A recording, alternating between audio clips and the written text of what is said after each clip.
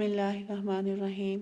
First year class हमारा आज का टॉपिक है काइनेटिक इंटरप्रिटेशन ऑफ टेम्परेचर, यानी कि काइनेटिक थ्योरी ऑफ गैसेस जो है ये टेम्परेचर को कैसे डिफाइन करती है। आपको पता है कि काइनेटिक मॉलिक्यूलर थ्योरी में हमने एक पोस्टुलेट पढ़ा था कि गैस मॉलिक्यूल्स जो हैं वो हर वक्त एक हैपहैज़र्ड या रैंडम मूवमेंट की स्टेट में होते हैं और इस मोशन के दौरान में वो आपस में भी कोलाइड करते हैं और इस कंटेनर या सिलेंडर में गैस को रखा जाए उस कंटेनर की दीवारों के साथ भी कोलाइड करते हैं।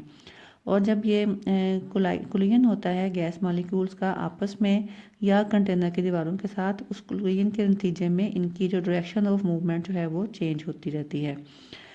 और तो काइनेटिक थ्योरी ऑफ गैसेस के रिजल्ट में जो हमारे पास इक्वेशन आती है काइनेटिक इक्वेशन ऑफ गैसेस, वो हमने देखी थी, that is equal to PV is equal to 1/3 mn c bar square, जहाँ पे m हमारे पास मास ऑफ गैस है, n is the number of molecules and c bar square is the mean square velocity.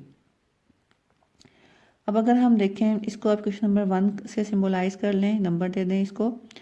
तो एक molecule की अगर हम बात करें तो एक मॉलिक्यूल के लिए काइनेटिक एनर्जी ऑफ गैस जो है, गैस के एक मॉलिक्यूल के लिए काइनेटिक एनर्जी जो है it will be equal to 1/2 mc bar square. ठीक है, क्योंकि काइनेटिक एनर्जी जो है इट इज इक्वल टू, ये किसके इक्वल होती है, 1/2 इंटू मैस इंटू वेलोसिटी के। तो मैस इसका m है गैस मॉलिक्यूल का और c बार स्क्वायर इसकी वेलोसिटी है। काइनेटिक एनर्जी को यहाँ पे हमने E से शो किया है। E का मतलब एनर्जी एंड K का मतलब काइनेटिक से है। तो E को हम कह सकते हैं it is the average translational kinetic energy of gas molecules. It is equal to 1/2 mc bar square.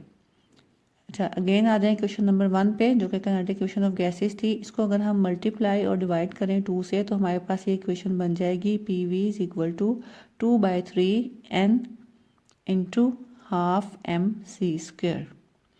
ये मैंने यहाँ पे 2 से इसको हमने मल्टीप्लाई किया और ये इतना एक्सप्रेशन मैंने ब्रैकेट में अलग कर लिया है क्योंकि ये इक्वल टू एक E है, लेकिन यहाँ पे ये हमने इसको 2 से डिवाइड किया। एक्चुअली ये यही इक्वेशन है, इसको हमने 2 से डिवाइड किया और 2 से मल्टीप्लाई किया और थोड़ा सा इसको रीअरेंज कर लिया है ताकि हम यहाँ पे E की वैल्यू पुट कर सकें। Now putting the value of 1/2 mc bar square in this equation number 3, we get PV is equal to 2/3 NEK, क्योंकि ये सारी चीज़ जो है ये EK के इक्वल है। अच्छा, ये तो हमने बात की थी एक सिंगल मॉलिक्यूल के हवाले से। तो अगर आपके पास 1 मोल ऑफ गैस हो तो आपको पता है कि 1 मोल ऑफ गैस में एवोगैड्रोस नंबर ऑफ मॉलिक्यूल्स होते हैं। सो n जो है it will be replaced by Na। तो अगर हम इस इक्वेशन में n को Na से रिप्लेस कर दें तो हमारे पास एक्सप्रेशन बनेगा PV is equal to 2/3 NaEK। ये क्वेश्चन नंबर 5 है आपकी। उसके बाद आप आ जाएं हमारी जनरल गैस इक्वेशन जो हमने कुछ दिन पहले डिराइव करना सीखी थी, that is equal to for 1 mole of gas it can be written as PV is equal to RT। तो ये दोनों एक्सप्रेशन जो हैं they are equal to PV। It means that we can write that 2/3 NaEK is equal to RT। ये देखिए मैंने लिखा है 2/3 NaEK is equal to RT और यहाँ से आपके पास EK की वैल्यू क्या आती है, EK becomes equal to 3RT/2Na into T।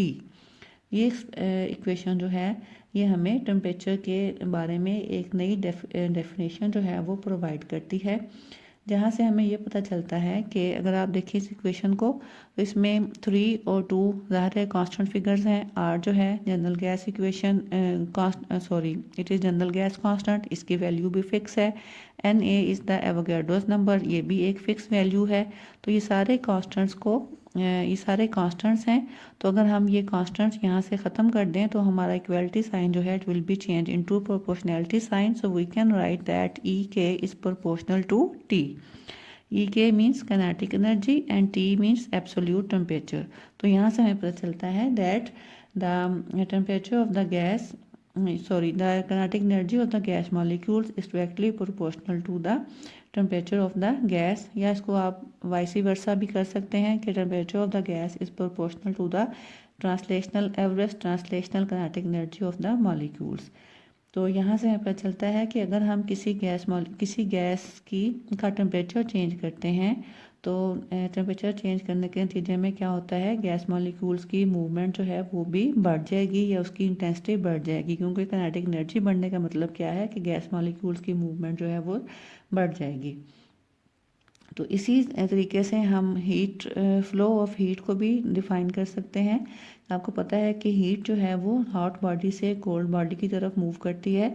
तो एक्चुअली जब हीट हॉट बॉडी से कोल्ड बॉडी की तरफ मूव करती है तो हम ये कह सकते हैं कि मॉलिक्यूल्स जो हैं जब hotter molecules collide with the colder molecules, actually they transfer their kinetic energy to the cold molecules, क्योंकि colder molecules की kinetic energy जो है वो कम होती है। इस तरह से ये ट्रांसफ़र ऑफ हीट जो है एक्चुअली ये क्या है, transfer of kinetic energy from the high kinetic energy molecules to the low kinetic energy molecules until all the molecules have the same type of या same amount of kinetic energy। इससे फिर दोनों किस्म की body जो है उनका temperature same हो जाता है। जब हम गैस या लिक्विड्स की बात करते हैं तो आपको पता है क्योंकि गैस और लिक्विड्स के मॉलिक्यूल्स जो हैं वो अपनी जगह छोड़ सकते हैं, तो हम उनकी मूवमेंट को हम ट्रांसलेशनल मूवमेंट कहते हैं। तो इनकी काइनेटिक एनर्जी जो है वो भी ट्रांसलेशनल काइनेटिक एनर्जी होती है। लेकिन अगर हम किसी सॉलिड के बारे में बात करेंगे तो आपको पता है कि सॉलिड के पार्टिकल्स या सॉलिड के मॉलिक्यूल्स जो हैं वो अपनी जगह नहीं छोड़ सकते, जस्ट अपनी जगह पे यूँ वाइब्रेट करते रहते हैं। तो इनकी जो काइनेटिक एनर्जी होगी उसको हम वाइब्रेशनल काइनेटिक एनर्जी कहते हैं। तो यहाँ से हमें अंदाज़ा हुआ कि काइनेटिक एनर्जी जो है गैस मॉलिक्यूल्स की is directly proportional to the absolute temperature. Absolute temperature को अब हम यहाँ से डिफ़ाइन भी कर सकते हैं कि इस इक्वेशन से हमें ये पता चलता है कि हम एब्सोल्यूट ज़ीरो जो है उसको डिफ़ाइन करने का तरीका हमारे पास क्या आएगा। We can say that absolute zero will be a temperature at which all the movements of gas molecules will stop or will cease। क्योंकि जब हमने कहा कि टेम्परेचर जो है वो प्रोपोर्शनल है काइनेटिक एनर्जी के, और काइनेटिक एनर्जी जो है वो डिपेंड करती है गैस मॉलिक्यूल्स की मूवमेंट पे। तो जब टेम्परेचर ज़ीरो होगा तो it means that kinetic energy will also be zero. तो काइनेटिक एनर्जी ज़ीरो किस वक्त होगी, जब मॉलिक्यूल्स मूव नहीं करेंगे। It means that absolute zero or the Kelvin zero of Kelvin scale is the temperature at which all the molecular movements cease or stop। इसीलिए हम कहते हैं कि एब्सोल्यूट ज़ीरो जो है वो अनअटेनेबल है, क्योंकि ज़ाहिर है कि नेचर में ऐसा पॉसिबल नहीं है कि मॉलिकुलर मूवमेंट जो है वो स्टॉप हो जाए। तो जो लोएस्ट टेम्परेचर अब तक साइंटिस्ट जो हैं वो अटेन कर सके हैं that is equal to 10⁻³ kelvin. ये वैल्यू आपको पता होनी चाहिए, MCQs के लिए इम्पॉर्टेंट है कि it is the lowest possible temperature जो कि अब तक पॉसिबली अटेन किया जा चुका है। इसके साथ ही हमारा आज का टॉपिक ख़त्म होता है। नेक्स्ट टॉपिक तक के लिए अल्लाह हाफिज़।